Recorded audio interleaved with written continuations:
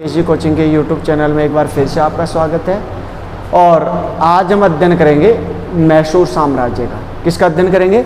मैसूर साम्राज्य। देखो, मैसूर साम्राज्य की अगर बात की जाए तो सबसे पहले अपन इसके तथ्य देखते हैं कि ये मैसूर कहाँ है।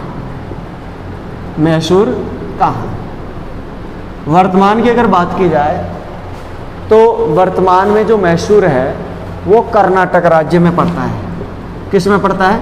कर्नाटक। तो कर्नाटक जो हिस्सा है उसमें मैसूर सबसे बड़ा जिला है, तो मैसूर उसी में आता है, कर्नाटक और केरल की सीमा पे। तो मैसूर साम्राज्य की अगर बात की जाए तो कर्नाटक प्लस केरल प्लस तमिलनाडु, इन तीनों क्षेत्रों में फैला था। बात समझ आएगी? लेकिन मेन रूप से किस में था? कर्नाटक। और कर्नाटक के भी दक्षिणी हिस्से में। कौन से हिस्से में? दक्षिणी पश्चिमी हिस्से। बात समझ आएगी? दक्षिणी पश्चिमी कर्नाटक, केरला और तमिलनाडु, इसको क्या कहते थे? मैसूर साम्राज्य। ठीक है। दूसरी, इसकी राजधानी कौन सी थी? राजधानी की बात की जाए तो इसकी राजधानी थी श्रीरंगपट्टनम। इसकी राजधानी का क्या नाम था? श्रीरंगपट्टनम। क्या था? श्रीरंग। ठीक है। अच्छा, जो मैसूर साम्राज्य था इसका संस्थापक कौन था? देखो, जो मैसूर साम्राज्य था पहले क्या था? विजयनगर साम्राज्य के अंदर आता था। पहले किसके अंतर्गत आता था?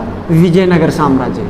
विजयनगर साम्राज्य हमने पहले ही पढ़ लिया, आप सबको पता होगा। विजयनगर साम्राज्य, बताओ, विजयनगर साम्राज्य का संस्थापक कौन था? हरिहर और बुक्का। बहुत बढ़िया, बात समझ आ गई? हरिहर और बुक्का। तो विजयनगर साम्राज्य का ये विजयनगर साम्राज्य का अधीन ही आता था। ये दक्षिण भारत है और ये कौन सा साम्राज्य था? विजयनगर साम्राज्य। कौन सा साम्राज्य था? विजयनगर साम्राज्य। और ये था बहमनी साम्राज्य। कौन सा साम्राज्य था? बहमनी। और ये तुम्हारा जो हिस्सा है, ये वाला हिस्सा क्या कहलाता है? मैसूर। क्या कहलाता है? मैसूर। बात समझ आ गई? मैसूर। अब देखो, मैसूर का जो हिस्सा था वो कौन से साम्राज्य के अंतर्गत आ रहा था? विजयनगर साम्राज्य। किस में आ रहा था? विजयनगर साम्राज्य। क्लियर?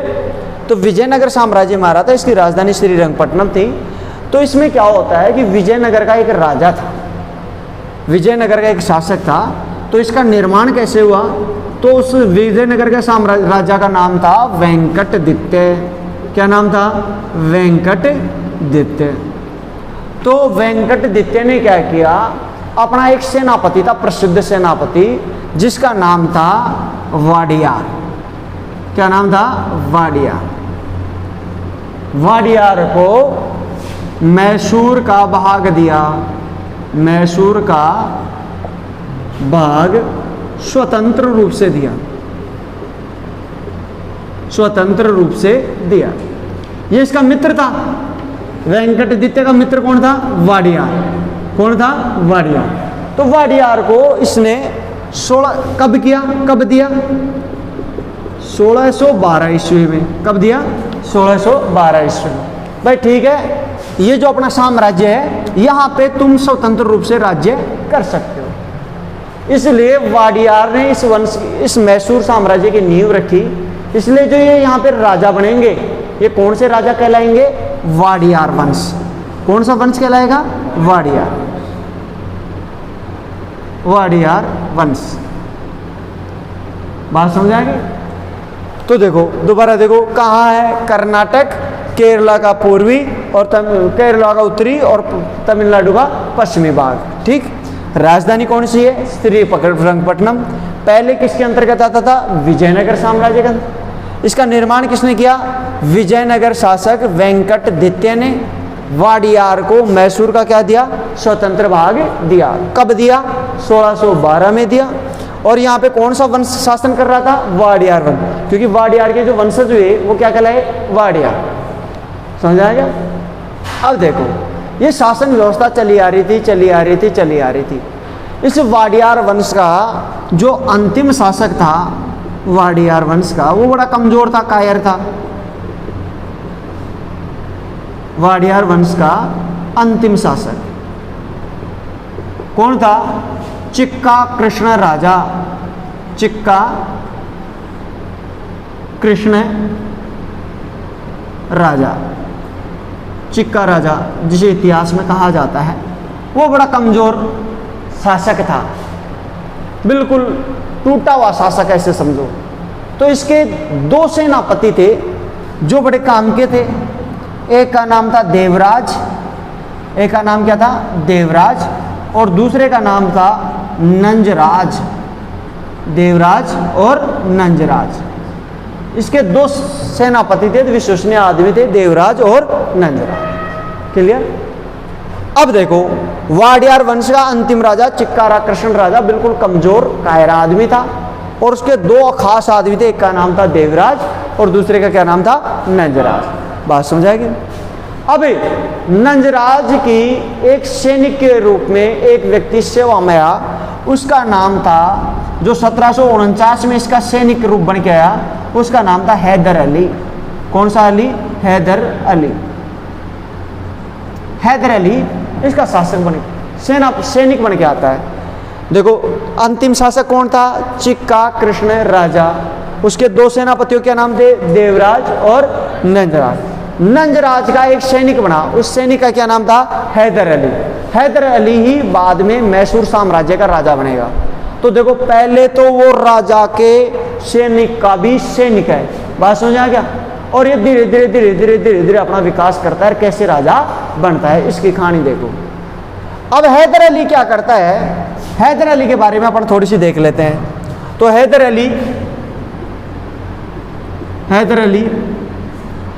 अली के जो दादा थे, इसके जो दादा थे, उसका नाम था बहलोल लोदी। क्या नाम था? बहलोल लोदी। देखो, एक बहलोल लोदी और लोदी वंश का संस्थापक भी है। बहलोल लोदी किसका संस्थापक रहा है? लोदी वंश। तो वो तुम्हारे को, वो ये नहीं है, ये अलग है, ये बहलोल लोदी अलग है, वो बहलोल लोदी अलग था। तो इसके दादा जो बहलोल लोदी थे, वो गुलबर्गा में आ गए थे। कहाँ आ गए थे? गुलबर्गा। गुलबर्गा यही कर्नाटक वाला क्षेत्र पड़ता है, वहां पे आके रहने लग गए थे। अब ये छोरा कमाने के लिए वहीं निकलेगा, तो निकल गया, तो ये राजा के एक सेनापति था, उसकी सेना में जाके शामिल हो गया। अब क्या हुआ कि 1755 में ये बड़ा खतरनाक है हैदर अली, इसे डिंडीगुल का शासक बना दिया। डिंडीगुल का फौजदार बना दिया। डिंडीगुल का क्या बना दिया? फौजदार। और डिंडीगुल भी कहां पड़ता है? कर्नाटक। कहां पड़ता है? कर्नाटक। बात समझाई? तो इसे डिंडीगुल का फौजदार नियुक्त कर दिया गया। अब क्या होता है, थोड़ा सा देखना इसको। जैसे ही ये डिंडीगुल का फौजदार बनता है, इसको एक चीज अच्छे से समझ में आ गई कि ये शासक बिल्कुल कायर है, कमजोर है, इसका शासन कभी भी समाप्त हो सकता है। क्योंकि इसके ऊपर बार बार कौन आक्रमण कर रहे थे? मराठा। कौन आक्रमण कर रहे थे? मराठा। क्योंकि दक्कन क्षेत्र के राजा कौन थे? मराठा। तो मराठाओं के आक्रमण बार बार हो रहे थे। तो इसने क्या किया? 1755 में ही डिंडीगुल में इसने एक तोप बनाने का कारखाना खोला। तोप बनाने का कारखाना खोला, क्योंकि इसे पता था कि मेरे को भविष्य में राजा बनना है, और राजा बनना है तो मेरे को कहीं ना कहीं मेरे को गोला बारूद इनकी आवश्यकता पड़ेगी। तो इसने पहले ही अपना एक तोप बनाने का कारखाना खोल लिया। और इस तोप बनाने के कारखाना खोलने में किसने सहायता की? इसकी सहायता की थी फ्रांसीसी सेनापति जिसका नाम था दलातूर। फ्रांसीसी सेनापति का क्या नाम था? दलातूर। तो दलातूर ने इसकी सहायता की। ठीक है। अब क्या होता है, थोड़ा सा आगे देखो कि मराठों के बार बार आक्रमण हो रहे थे। तो मराठों के बार बार आक्रमण हो रहे थे, तो मराठा आक्रमण से ये जो अंतिम राजा था चिक्का राजा कृष्ण, ये बिल्कुल त्रस्त हो गया। चिक्का राजा क्या हो गया? चिक्का राजा कमजोर हुआ, और जैसे ही ये कमजोर हुआ तो इसने क्या किया, मराठों से दोस्ती कर ली हैदर अली ने। हैदर अली ने किससे दोस्ती कर ली, मराठों। और हैदर अली ने क्या किया, मराठा एक ब्राह्मण था जिसका नाम था खांडे राव। क्या नाम था, खांडे राव। और मराठा सेना नायक खांडे राव की सहायता से इसने चिक्कार राजा को हटाकर और स्वयं शासक बन गया। तो याद रखना, मराठा ब्राह्मण का नाम क्या था, खांडे राव। क्या नाम था, खांडे राव। खांडे राव के सहयोग से, खांडे राव के सहयोग से हैदर अली ने, हैदर अली ने मैसूर पर कब्जा कर लिया, मैसूर पर कब्जा कर लिया। अब बताओ ये कब्जा कब किया, 1761 में। कब किया था, 1761। बात समझ आ गई। तो अब इसको एक बार दोबारा से समझ लो। देखो मैसूर साम्राज्य के ऊपर बात कर रहे हैं, तो मैसूर साम्राज्य पहली बात तो कहाँ है, तो ये साहब कर्नाटक का दक्षिणी पश्चिमी, केरल का उत्तरी और तमिलनाडु का पूर्वी वाला भाग क्या कहलाता है, मैसूर। इसकी राजधानी क्या थी, श्रीरंगपट्टनम। नेक्स्ट आता है, पहले ये किसका भाग था, ये विजयनगर साम्राज्य का एक हिस्सा था। बात समझ आ गई। अच्छा, इसका निर्माण किसने किया, विजयनगर साम्राज्य के राजा वेंकटदित्य ने किया। अपने मित्र, अपने सहयोगी वाडियार को मैसूर का स्वतंत्र भाग दे दिया। कब दिया, 1612 में दे दिया। तो यहाँ पे कौन सा वंश शासन करता था, वाडियार ने अपना एक वंश लाया जो क्या कहलाता है, वाडियार वंश। बात समझ आएगी। वाडियार वंश का अंतिम शासक कौन था, चिक्का कृष्ण राजा। ये बड़ा निर्बल शासक था और इसके दो सेना नायक थे, एक का नाम था देवराज और दूसरे का नाम क्या था, नंजराज। तो नंजराज जो था वो उसका एक सैनिक था, उसके एक सैनिक काम करता था, उसका नाम था हैदर अली। क्या नाम था, हैदर अली। हैदर अली ने चिक्का राजा कृष्ण की हत्या करके मैसूर की स्थापना कर दी, मैसूर का राजा बन गया। तो हैदर अली कौन था, इसके बारे में स्पेशल पॉइंट फिर देख लो यहाँ पे। हैदर अली, पहले इसके दादा का नाम था बहलोल लोधी। क्या नाम था, बहलोल लोधी। बहलोल लोधी जो था वो पंजाब में रहता था। बहलोल लोधी जो लोधी वंश का संस्थापक था उसकी बात नहीं हो रही, ये दूसरा बहलोल लोधी है। तो पंजाब से वो गुलबर्गा आ गया। पंजाब से कहाँ आ गया, गुलबर्गा। और गुलबर्गा कहाँ है, कर्नाटक में।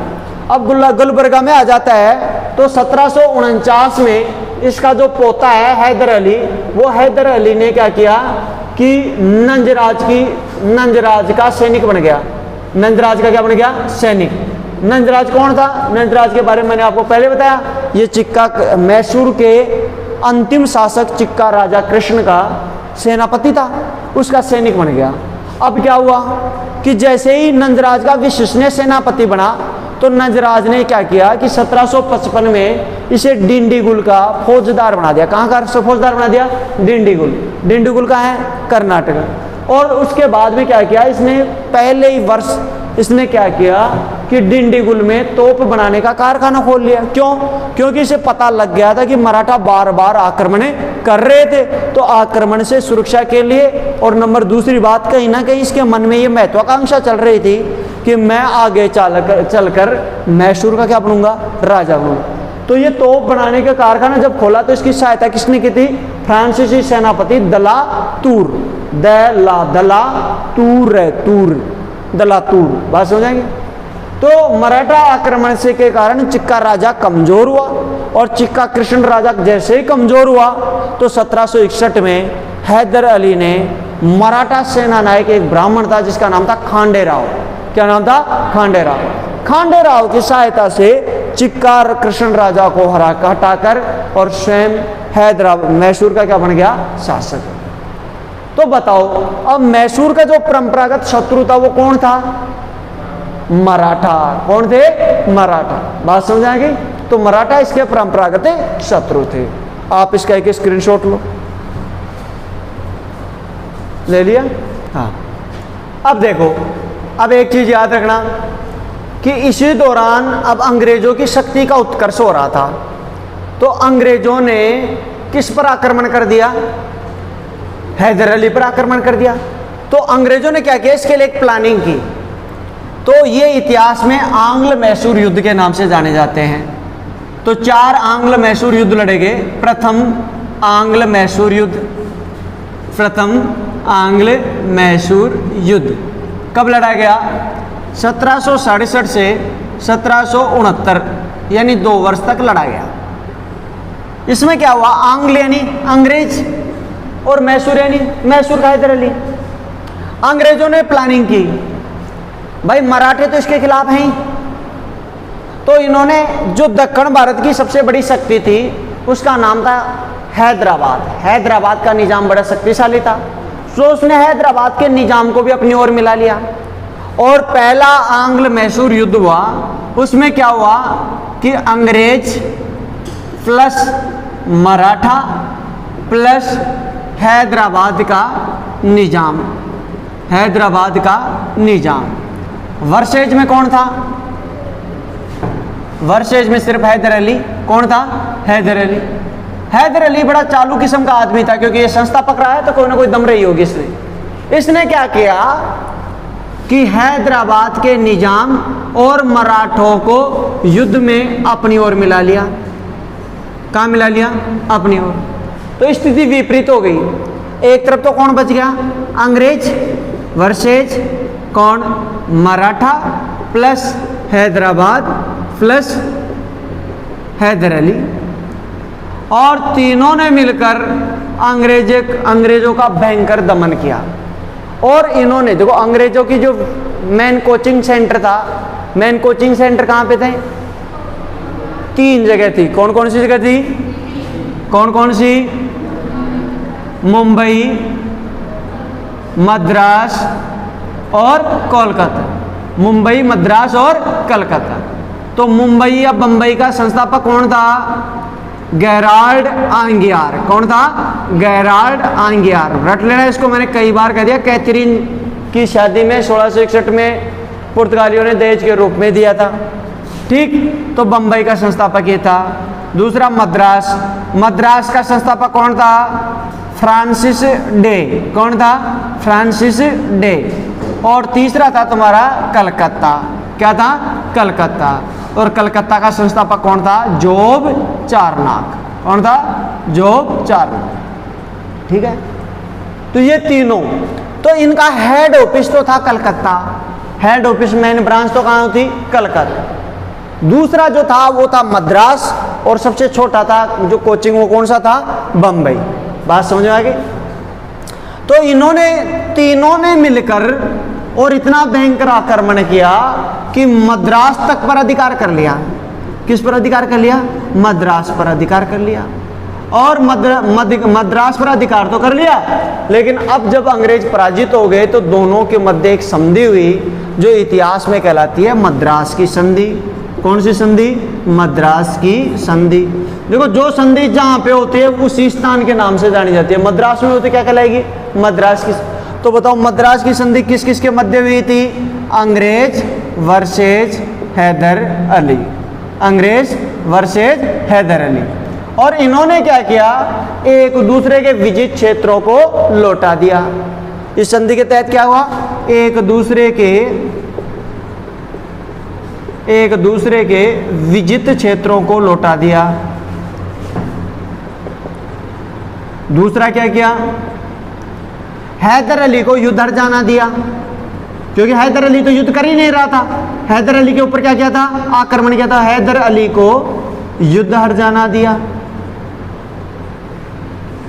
और तीसरी एक पॉइंट वाली याद रखना, हैदर अली ने कावूर वाला जो क्षेत्र था, कावूर जो अंग्रेजों के पास था, वो अंग्रेजों को नहीं दिया, वो दादागिरी से खुद के पास रख गया। तो हैदर अली ने कावूर पर अपना अधिकार बनाए रखा, अपना अधिकार बनाए रखा। बात समझ आ गई? तो ये पहला जो आंग्ल मैसूर युद्ध था, इसमें मूल रूप से कौन विजेता बन के उभरा? हैदर अली।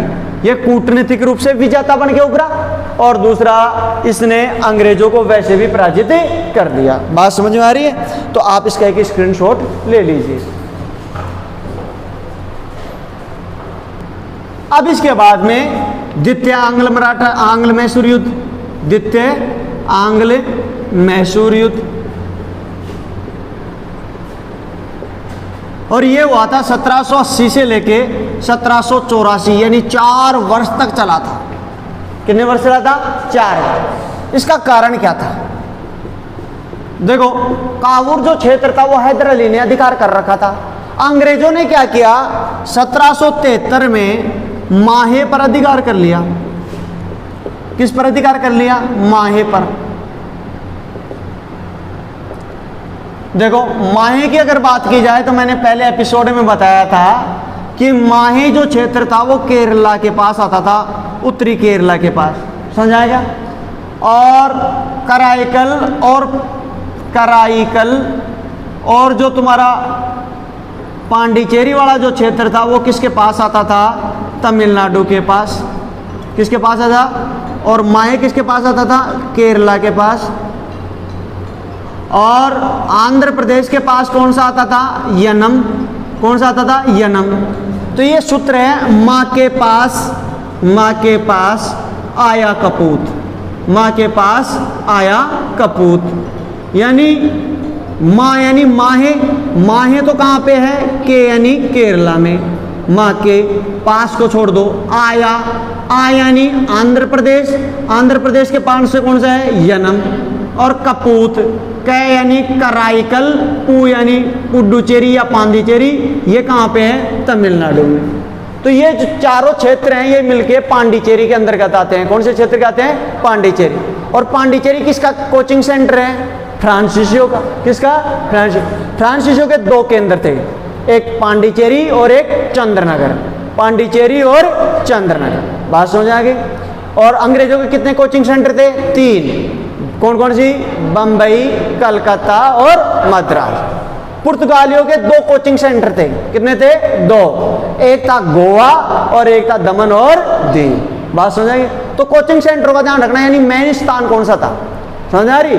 जैसे गोवा जो था पुर्तगालियों से वो 1961 में आज़ाद कराया, जबकि भारत कब आज़ाद हो गया था? 1947 में। कब आज़ाद हो गया था? 1961। तो माहे जो था केरला के पास था। कहाँ था? उत्तरी केरला। और ये वाला जो क्षेत्र था वो किसके अधीन था? ये मैसूर। कौन सा था? मैसूर, उत्तरी केरला, मैंने अभी लिखा है। तो ये माहे जो था वो अपना अधिकार समझता था। माहे पर हैदर अली अपना अधिकार समझता था। हैदर अली अपना अधिकार समझता था।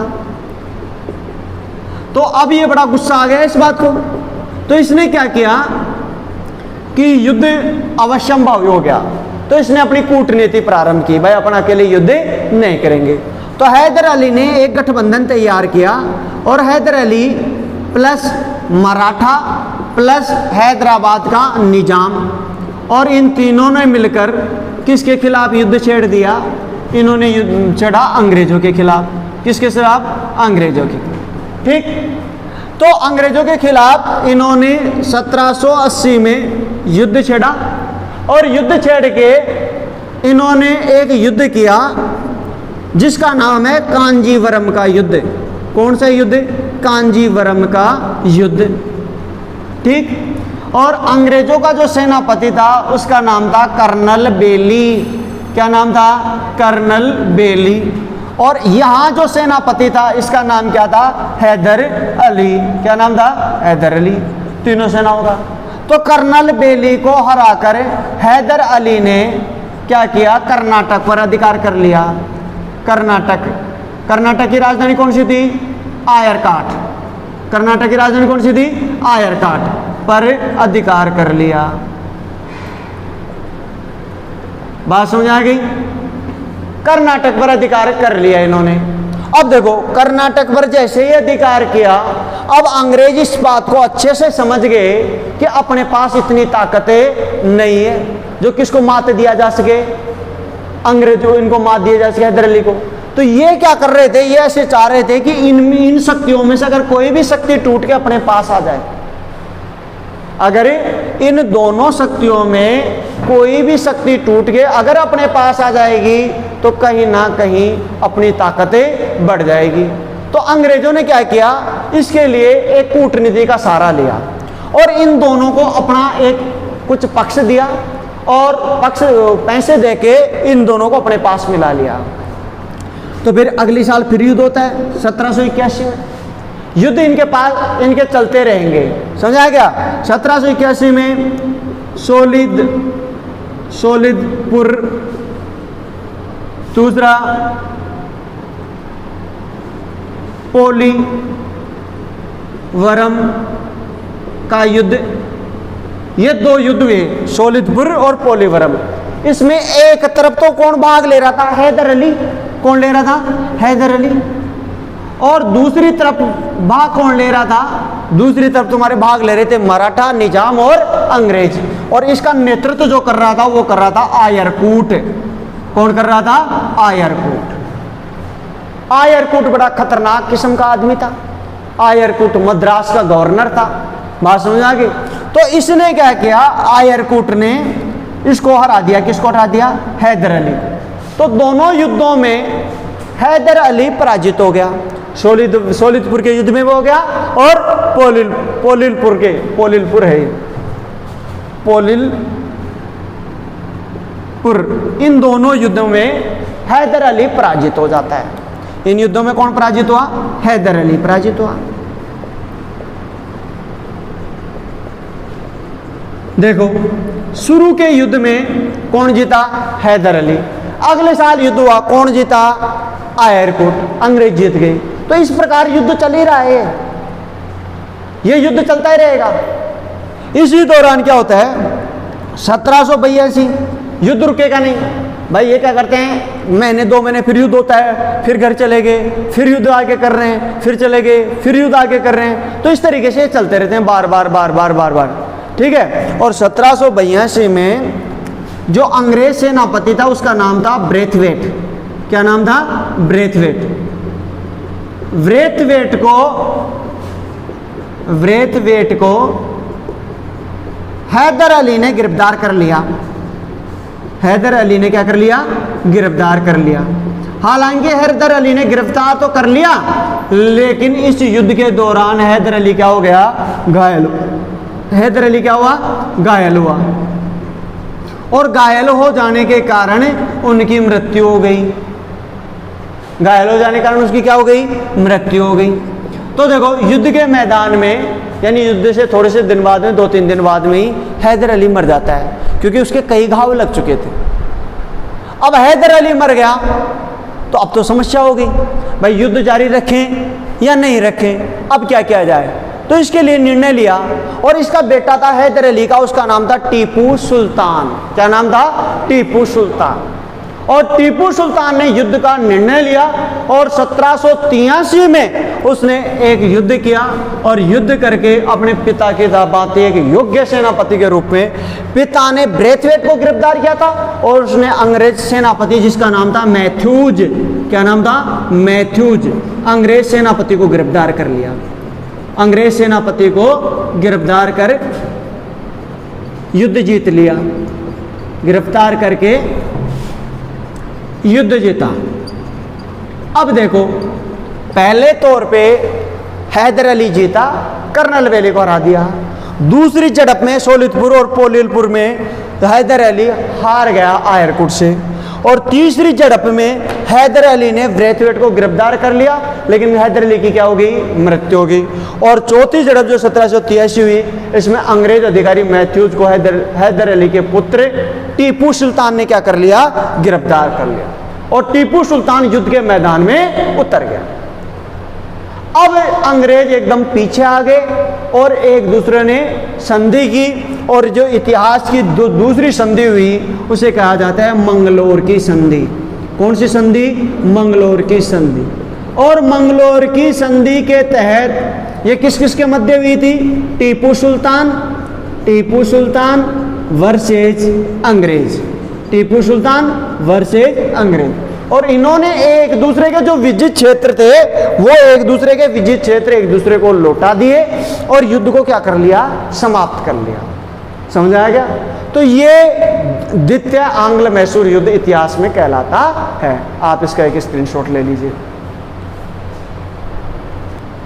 ये पहले पोर्टो नोवा पहले आएगा, सोलिदपुर बाद में आएगा। पोर्टो नोवा प्लस सोलिदपुर का युद्ध, सोलिदपुर बाद में आएगा। सोलिदपुर का युद्ध किस किस के मध्य हुआ था? हैदर अली और आयरकुट।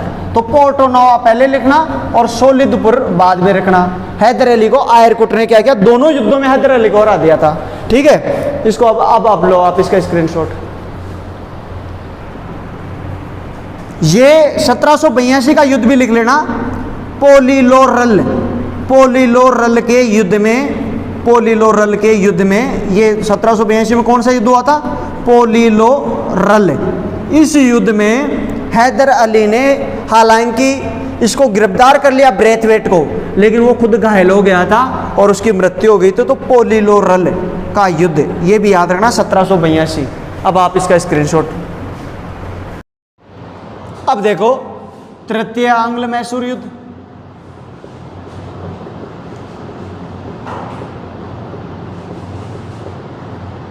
तृतीय आंग्ल मैसूर युद्ध, तृतीय आंग्ल मैसूर युद्ध कब से कब तक हुआ था?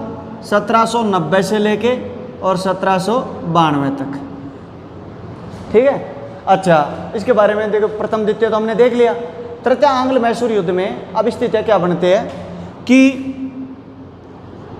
त्रिचन्नापल्ली जो थी वो अंग्रेज समर्थक थे।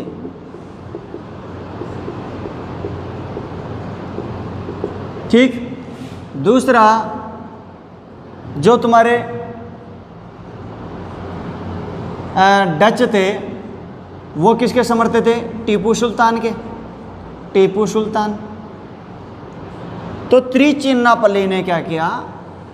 त्रिचिन्नापल्ली के राजा ने डचों से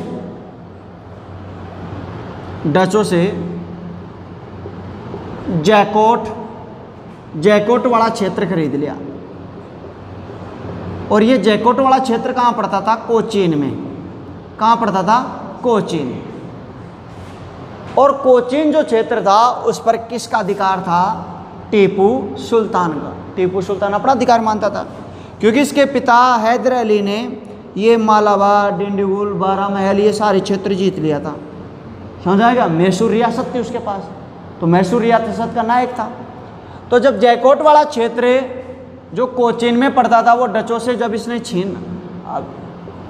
खरीदा, तो इस बात से कौन नाराज हो गया? टीपू सुल्तान। कौन से नाराज हो गया? टीपू सुल्तान। टीपू सुल्तान ने षड्यंत्र रचा। किसके साथ मिलकर षड्यंत्र रचा? फ्रांसीसियों के साथ। किसके साथ मिलकर लगा? फ्रांसीसियों। और फ्रांसीसियों के साथ मिलकर षड्यंत्र रच के और ये आक्रमण कर देता है। अब देखो दूसरी तरफ जैसे ही ये आक्रमण करता है, किसके ऊपर? त्रिचिन्नापल्ली के ऊपर आक्रमण करता है। तो त्रिचिन्नापल्ली का दोस्त कौन था? अंग्रेज। कौन थे? अंग्रेज।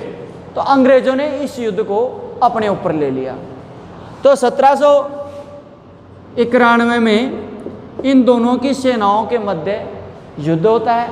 और जब ये युद्ध होता है तो इसे इतिहास में कहते हैं तृतीय आंग्ल मैसूर युद्ध। आंग्ल मैसूर युद्ध।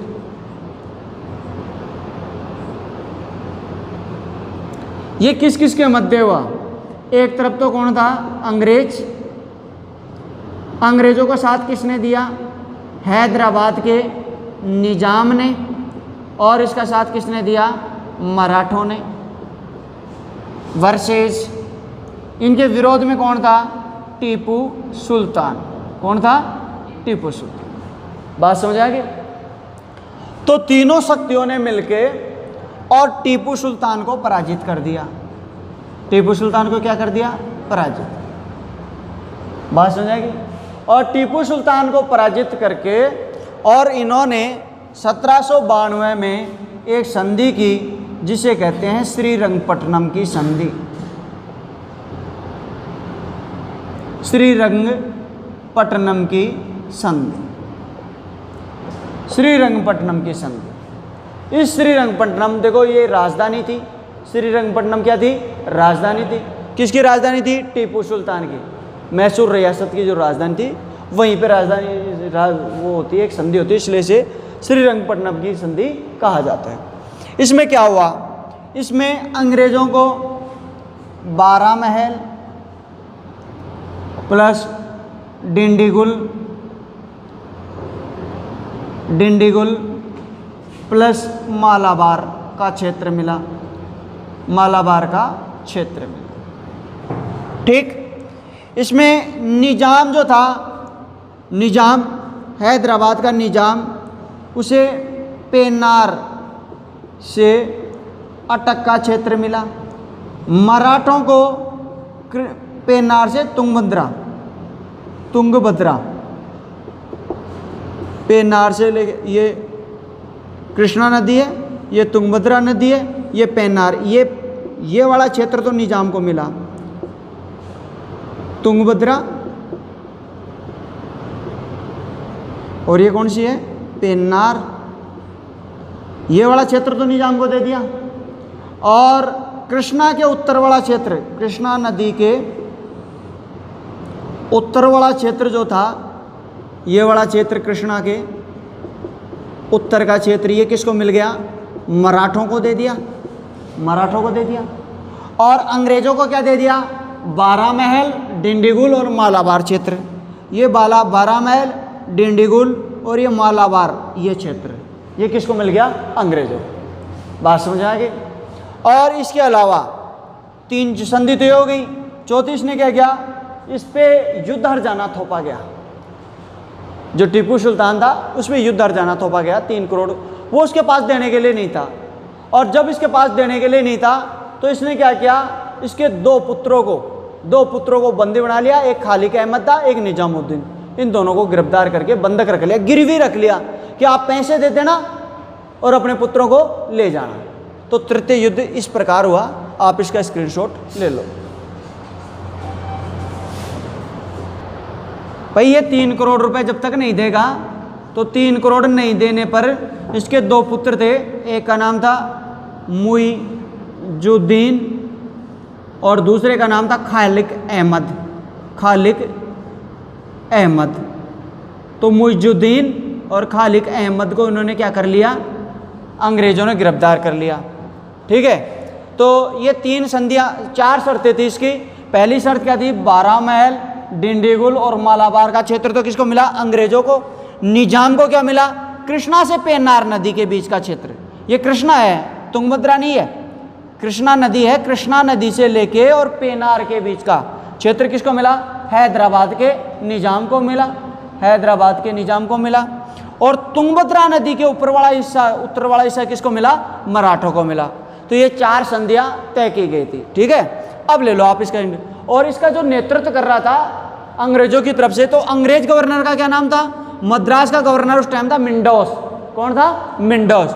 और मिंडोस का साथ दिया था कार्नवालिस ने। किसने साथ दिया था, कार्नवालिस। तो मिंडोस को पहले पराजित कर देता है, लेकिन बाद में मिंडोस और कार्नवालिस ने मिलकर किससे संधि कर ली थी, निजाम और मराठों से। और फिर इस प्रकार ये युद्ध जीत लेते हैं। यानी मूल रूप से ये त्रिचन्नापली है, जिसे अपन त्रावणकोर कहते हैं। त्रावणकोर ने ये जैकोट और क्रेगानूर, ये 2 क्षेत्र छीने थे। अगर ये 2 क्षेत्र ना खरीदता पैसा देके खरीद रहा है, तो जैकोट और त्रावणकोर ने जैकोट और क्रेगानूर क्षेत्र किनसे खरीदा था, डचों से। और ये कहाँ पे पड़ते थे, कोचीन में। कहाँ पड़ते थे, कोचीन क्षेत्र में। ये रहा कोचीन क्षेत्र। और कोचीन पर टीपू सुल्तान अपना अधिकार समझता था।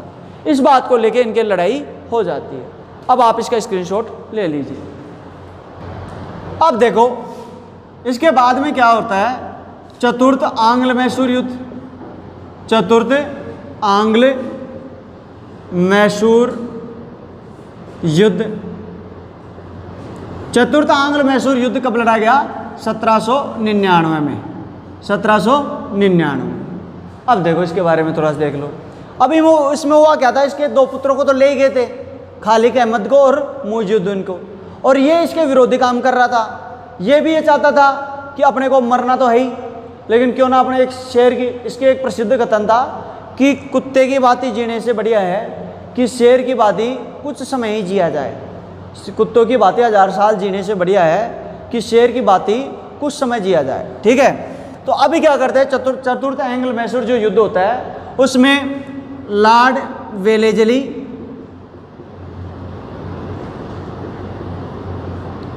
दूसरा स्टुअर्ट और तीसरा हैरिस। ये 3 अंग्रेज अधिकारी थे। लॉर्ड वेलेस्ली का नाम आपने खूब सुना होगा। बाकी स्टुअर्ट और हैरिस ये 2 प्रसिद्ध आदमी और हैं। स्टुअर्ट्स ने सदापीर का युद्ध लड़ा था, सदापीर का युद्ध, और सदापीर के युद्ध में टीपू सुल्तान को हराया था, टीपू सुल्तान को हराया। और लॉर्ड वेलेस्ली, हैरिस और स्टुअर्ट तीनों ने मिलके और लास्ट में जाके श्रीरंगपट्टनम पर हमला कर दिया।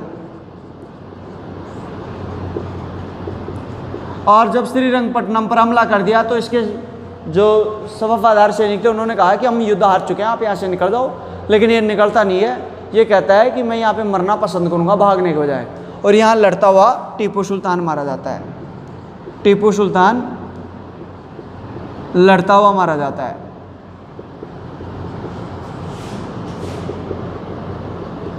इसका एक सूत्र मैंने बता दिया, मद्रास मांगे श्री टीपू को, मद्रास मांगे श्री टीपू को, ये सूत्र है। ये सूत्र की व्याख्या क्या हुई?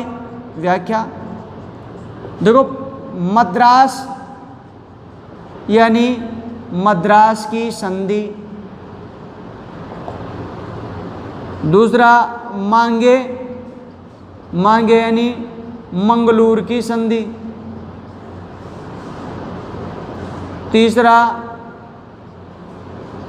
श्री, श्री यानी श्रीरंगपट्टनम की संधि, और चौथा टीपू, टीपू सुल्तान लड़ता हुआ मारा गया।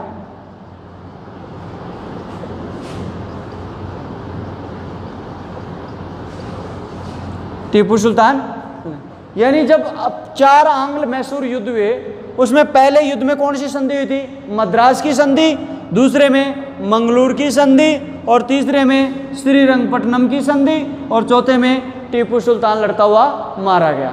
तो मद्रास मांगे श्री टीपू को, मद्रास मांगे श्री टीपू को, और लास्ट में अंग्रेज अपना अधिकार कर लेते हैं। श्रीरंगपट्टनम को, वेलनाडा, कोयम्बटूर, ये वाला जो सारा क्षेत्र, इसके पास थोड़े बहुत क्षेत्र बचे थे, इन पर भी अंग्रेजों का अधिकार हो जाता है। और यहाँ पे एक वाडियार वंश का, जो ये वाडियार वंश का जो संस्थापक था चिक्का राजा कृष्णा, उस वंश के एक बालक को ढूंढा जाता है और उसको राजा बना देते हैं। इस प्रकार मैसूर पर इनका अधिकार हो गया। तो देखो, अभी तक हमने 2 अधिकार देख लिए। एक अधिकार तो अंग्रेजों ने किस पर कर लिया? बंगाल पर। किस पर? बंगाल पर। दूसरा अधिकार किस पर कर लिया? मराठों पर। तीसरा अधिकार किस पर कर लिया? मैसूर पर। तो देखो, ये तो मैसूर, मराठा, बंगाल, अब ये 3-4 अधिकार हो गए। अब जो बड़ी शक्ति बच रही थी वो कौन सी बन रही थी? पंजाब। कौन सा बन रहा था? पंजाब। तो आप इसका एक स्क्रीनशॉट लो। टीपू सुल्तान के बारे में कुछ स्पेशल पॉइंट बता देता हूँ। टीपू सुल्तान के बारे में एक, टीपू सुल्तान के ऊपर भी क्वेश्चन आ जाता है। टीपू सुल्तान की अगर बात की जाए तो 1782 से लेके 1799 तक ये था टीपू सुल्तान का कार्यकाल। टीपू सुल्तान के बारे में देखो, सबसे पहले तो ये विवाद का केंद्र चला, इस पे क्वेश्चन भी पूछे गए सबसे, क्योंकि टीपू सुल्तान को एक कट्टर शासक कहा जाता है, जबकि इतिहासकार इसका उदाहरण देते हैं कि एक कट्टर शासक नहीं था। इसके दो उदाहरण हैं, एक तो शारदा पीठ के लिए और एक श्रृंगेरी के लिए, श्रृंगेरी मंदिर के लिए। इन्होंने शारदा पीठ में मूर्ति का निर्माण करवाया था, मूर्ति का। देखो, ये इस्लाम का अनुयायी था, इस्लाम का अनुयायी होते भी इसने मूर्ति की स्थापना करवा दी, तो ये तो अपने आप में एक मायने वाली बात है। अगर ऐसा होता, ये कट्टर धार्मिक आदमी होता, तो ये मूर्ति की स्थापना क्यों करवाता यहाँ पे। दूसरा, श्रृंगेरी जो मंदिर था, श्रृंगेरी मंदिर, उस श्रृंगेरी मंदिर के लिए इन्होंने पुनर्निर्माण के लिए क्या दिया था? पैसा दिया था, पुनर्निर्माण के लिए पैसा। हालांकि हुआ क्या था कि मैसूर साम्राज्य में उन्होंने क्या किया था कि जब इसने अंग्रेजों से पहला युद्ध जीता था तो हिंदू साम्राज्य पर आक्रमण करके, और इसने क्या किया था, वहाँ गाय कटवाई थी और हिंदुओं को कटवाया था, इसलिए उस बात को लेके तुल दिया जाता है। जबकि ये बहुत स्वतंत्र शासक था। इसके बारे में देखो, ये अपने आप को एक जो फ्रांस में उस टाइम स्वतंत्रता संग्राम चल रहा था फ्रांस में, तो फ्रांस में एक दल चल रहा था जो अपनी स्वतंत्रता की मांग कर रहा था, उसे कहते थे जैकोबियन क्लब। कौन सा क्लब? Jacobian club. जैकोबियन दल था, फ्रांस में आज़ादी के लिए संघर्ष चल रहा था। फ्रांस कहाँ पे? यूरोप में। फ्रांसीसियों की इससे दोस्ती थी, तो वहाँ स्वतंत्रता संग्राम चल रहा था। तो उस फ्रांस की स्वतंत्रता संग्राम से इतना प्रेरित हुआ कि इसने जैकोबियन क्लब की स्थापना कर ली। सबको अपने बराबर बैठाता था। ये अपने आप को शासक सुल्तान जो था, सुल्तान कहलाना पसंद नहीं करता था। ये अपने आप को नागरिक टीपू कहता था। क्या कहता था? नागरिक टीपू। अपने आप को सुल्तान है। हालांकि इन्होंने 1787 में सुल्तान की उपाधि धारण की। 1787 में किसकी उपाधि धारण की थी? सुल्तान की। यहाँ पे इसने मैसूर में स्वतंत्रता का वृक्ष लगाया। किसका वृक्ष लगाया? स्वतंत्रता का वृक्ष। यानी क्यों? क्योंकि ये स्वतंत्रता का समर्थक था। किसका समर्थक था? स्वतंत्रता का समर्थक था। यानी ये लोकतंत्र का समर्थक था। इस बात का याद रखना। किसका समर्थक था? लोकतंत्र का समर्थक था। लोकतंत्र का, स्वतंत्रता का पहली बार वृक्ष किसने लगाया था? टीपू सुल्तान ने। जैकोबियन क्लब की स्थापना किसने की थी? टीपू सुल्तान ने। अपने आप को नागरिक कहलाना कौन सा शासक पसंद करता था? टीपू। अपने आप को प्रशासक नहीं कहता था, क्या कहता था? नागरिक टीपू, सेवक टीपू। अपने आप को सेवक कहता था। जैसे नरेंद्र मोदी कहता है ना, मैं नागरिक हूँ, आपका दास हूँ, सेवक हूँ, चौकीदार हूँ। क्या हूँ? चौकीदार। वैसे ही इसके बारे में बहुत से तथ्य हैं। ये अनेक भाषाओं का जानकार था। ये अनेक भाषाओं का जानकार था और इसने अनेक ग्रंथों की भी रचना की थी। तो देखो, टीपू सुल्तान ने सुल्तान की उपाधि कब धारण की थी? 1787। इसके अलावा इसने जैकोबियन दल का गठन किया। इसके अलावा ये अपने आप को नागरिक टीपू कहलाना पसंद करता था, इसलिए इसके अलावा ये स्वतंत्रता का समर्थक था। इसने स्वतंत्रता का वृक्ष लगाया। अनेक भाषाओं का जानकार था। इसके अलावा इसने शारदा पीठ की मूर्ति की स्थापना की। श्रृंगेरी मंदिर के पुनर्निर्माण के लिए दान किया। ये टीपू सुल्तान के बारे में स्पेशल पॉइंट है, क्योंकि टीपू सुल्तान अभी साल भर पहले, 2 साल भर पहले इसके ऊपर जबरदस्त विवाद छिड़ा था।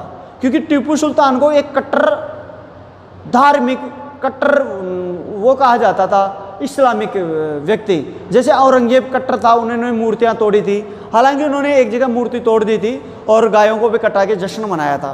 तो उस बात को लेके, जबकि इतिहासकारों का दूसरा मत यह कहता है कि ठीक है, एक घटना हो गई, वो आक्रमण कर रहा है तो हो सकता है उसने ऐसा कर दिया। लेकिन आप ये देखो ना, अगर ये इतना ही वो होता, मान लिया कि ये बिल्कुल कट्टर है, इसने मूर्ति तोड़ दी, इसने गायों को कटाया, तो फिर आप मेरे को ये बताओ कि शारदा मूर्ति को स्थापित क्यों करवाया इसने? वहाँ पे पैसे क्यों दिए? औरंगजेब ने कभी किसी मूर्ति के लिए पैसे दिए क्या? कभी नहीं दिए। तो फिर वो क्यों देगा? अगर इतना कट्टर, वो कट्टर नहीं था, वहाँ आकस्मिक कोई घटना घट गई होगी, ऐसा इतिहासकारों का मत है। तो यहाँ चतुर्थ आंग्ल मैसूर और टीपू सुल्तान 2 हो गए, दोनों का आप स्क्रीनशॉट ले लीजिए।